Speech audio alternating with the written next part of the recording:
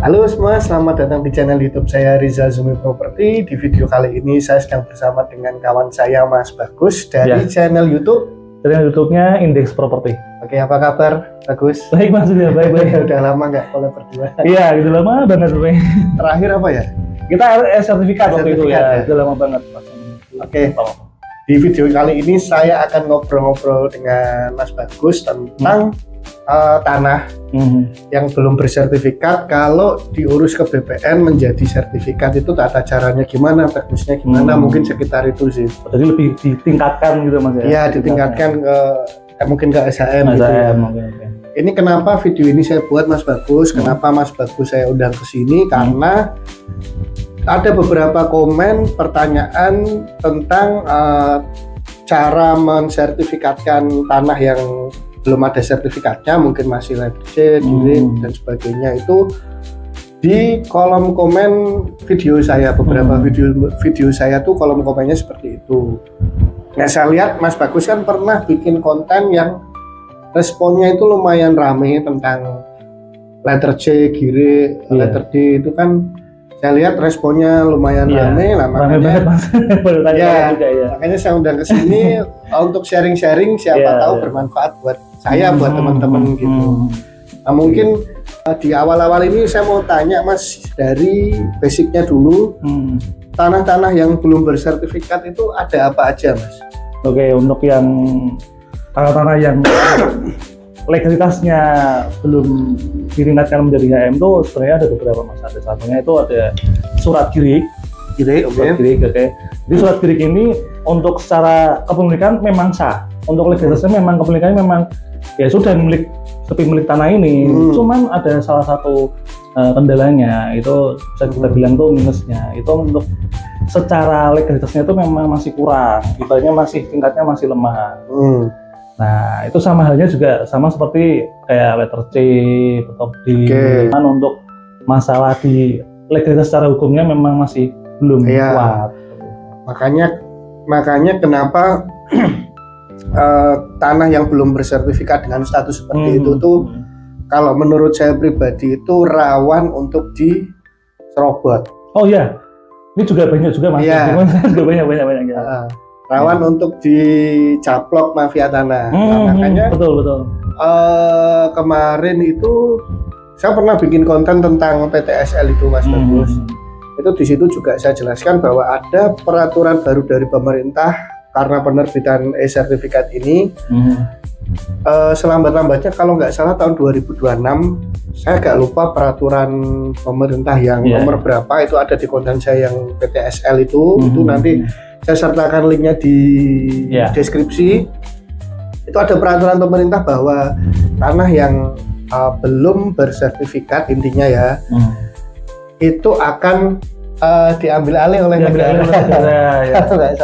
Kebetulan lagi ramai sekarang nih Mas. Ya, sama halnya. Itu mungkin pemerintah mendorong untuk ayo segera disertifikatkan tanahnya agar mungkin menghindari hal-hal seperti itu. Dan juga nggak ini aja sih Mas, juga cuman untuk salah satu oknum mafia tanah itu juga salah satunya di semacam kayak perdebatan atau mungkin tumpang tindih Mas. Jadi saya ada dari salah satu subscriber saya cerita di kolom komentar tuh. Oke, nggak apa-apa, lanjut. Jadi beliau itu cerita, itu punya beberapa sebidang tanah gitu di daerah di Jawa Tengah gitulah. Terus didatangi sama beberapa oknum orang. Sebenarnya seperti kayak ditanya gitu tanahnya, ternyata dijawablah oleh si pemilik ini, ternyata tanah itu masih berupa petok B. Kan? Beberapa juga masih letter C gitu. Nah, beberapa selang tahun kemudian, ketika beliaunya ini karena sudah dapat simulasi atau penyuluhan untuk menjadi peningkatan KSF-nya, ternyata ada SHM ganda atau sertifikat ganda. Oh, SHM lain terbit atas tanah. Iya, sama. Dan akhirnya bingung beliau kok bisa ya ini, kok bisa dijual lah, karena ketika mungkin saya kurang tahu juga beliau kok bisa terlambat gitu, tapi karena ada beberapa oknum itu juga mengklaim bahwa tanah ini setelah legalisasinya itu sudah ada gitu loh Mas. Jadi memiliki 2 sertifikat ganda gitu, karena mungkin dari beliaunya belum meningkatkan SHM-nya yang si A ini, dan si B ini juga mengklaim, dulu saya juga punya sertifikat tanahnya juga, jadi muncullah terbit jadi sertifikat ganda, itu yang jadi penyebab polemik. Nah pertanyaan saya gini Mas Bagus, mungkin letter D, petok D, letter C itu bukti kepemilikannya itu sebenarnya dalam bentuk apa sih? Kalau SHM kan kita jelas sertifikatnya, sertifikat fisik yang kita pegang, SHGP juga. Nah kalau letter D, letter C gitu itu apa sih? Apakah ada bukti fisiknya yang kita pegang untuk gimana? Jadi secara untuk legalitasnya memang masih kurang. Jadi ya si pemilik tanah ini cuman untuk fisiknya memang berupa semacam kayak tumpi aja gitu loh Mas. Tumpi. Ya, dan itu tercatat pasti di seperti kayak kepala desa atau di balai desa, pasti ada historinya tuh ada. Sorry, saya potong. Tumpi itu apa? Tumpi itu jadi semacam kayak bukti ke legalitas si pemilikan si tanah ini. Misalkan si A itu punya sebidang tanah di daerah situ kan. Terus supaya itu jadi miliknya tuh dia juga mengurusnya di balai desa atau kepala desa. Jadi dia juga kan pasti bayar pajak Mas. Nah dari balai itu dia pasti tertera juga punya si pemilik nama si A-nya itu. Pajaknya ini apa? Pajak PBB atau pajak apa? Jadi semacam kayak pajak tahunan gitu. Kayak PBB gitu, iya, tapi bukan PBB. Iya, tapi tumpi, teman-teman tumpi. Tumpi. Oke. Berarti cuma tercatat di kelurahan ya? Iya, di situ aja di kayak balai desa gitu loh Mas. Tapi fisik bukti kepemilikan yang kita punya itu enggak ada? Ya berupa cuman itu aja.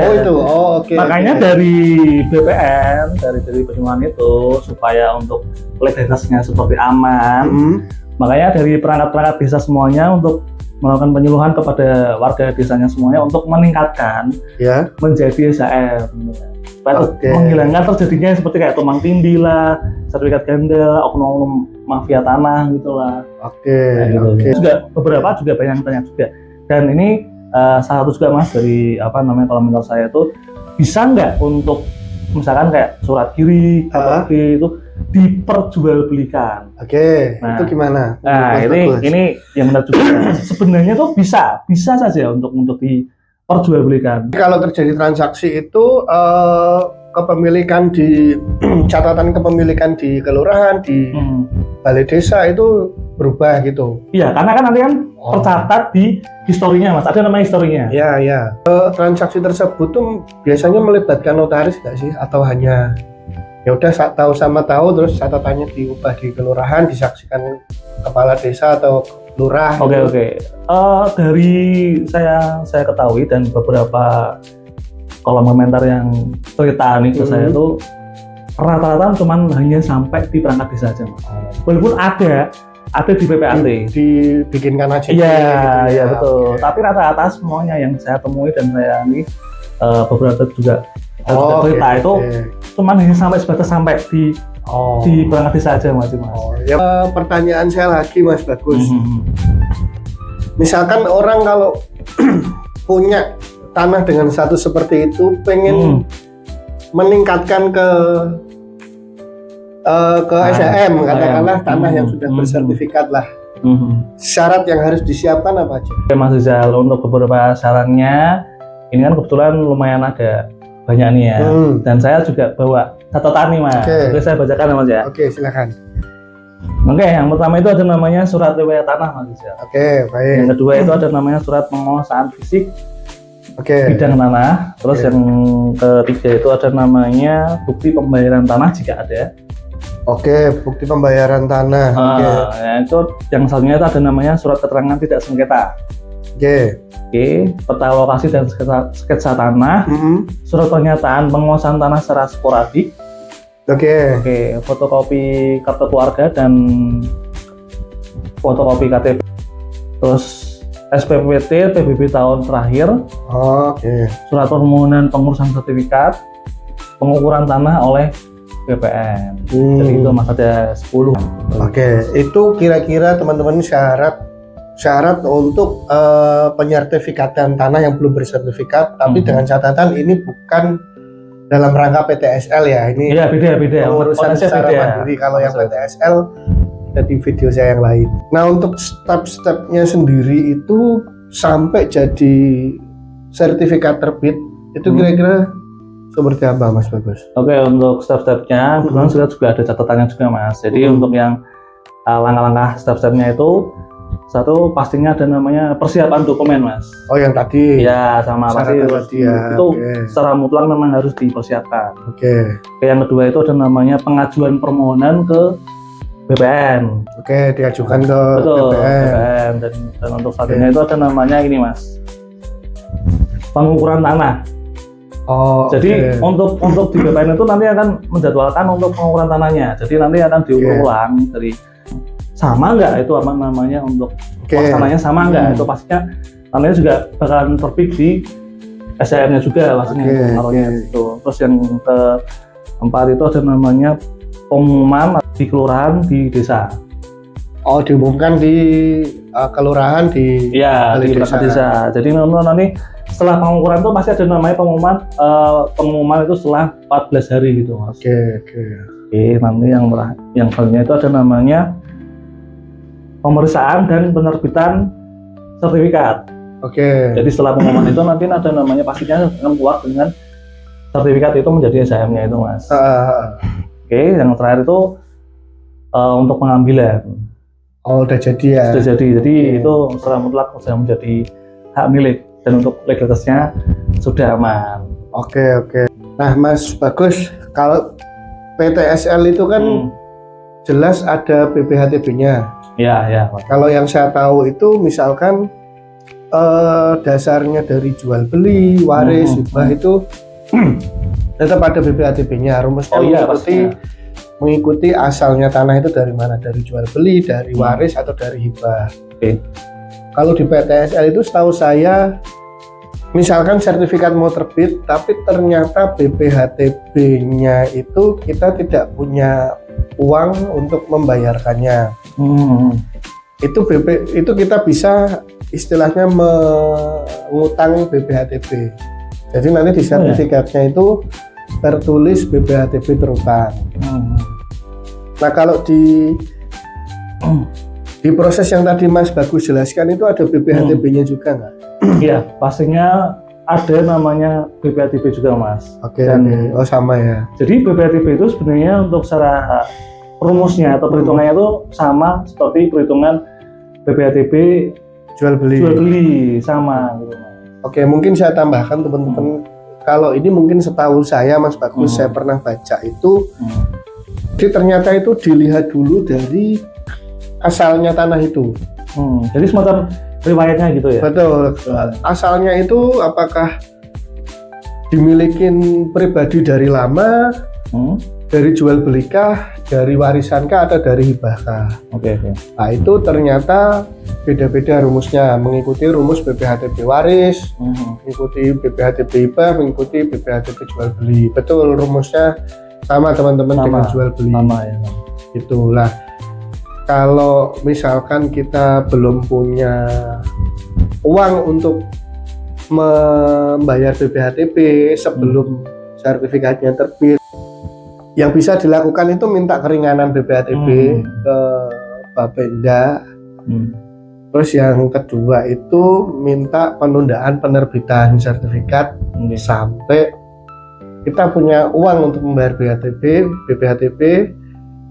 Setelah punya uang baru sertifikat bisa diterbitkan. Karena memang BPHTB-nya itu kadang memberatkan sih, nilainya besar. Iya betul.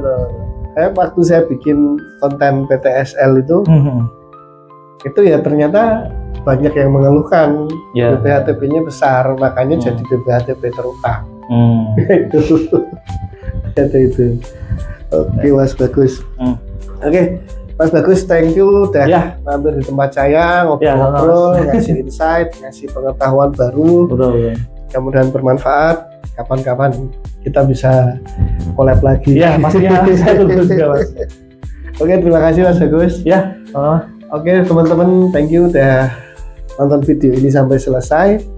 Jangan lupa follow Instagram saya @rezazulmiproperty, juga Indeks Property. follow juga Instagramnya Bagus, Index Property. Property.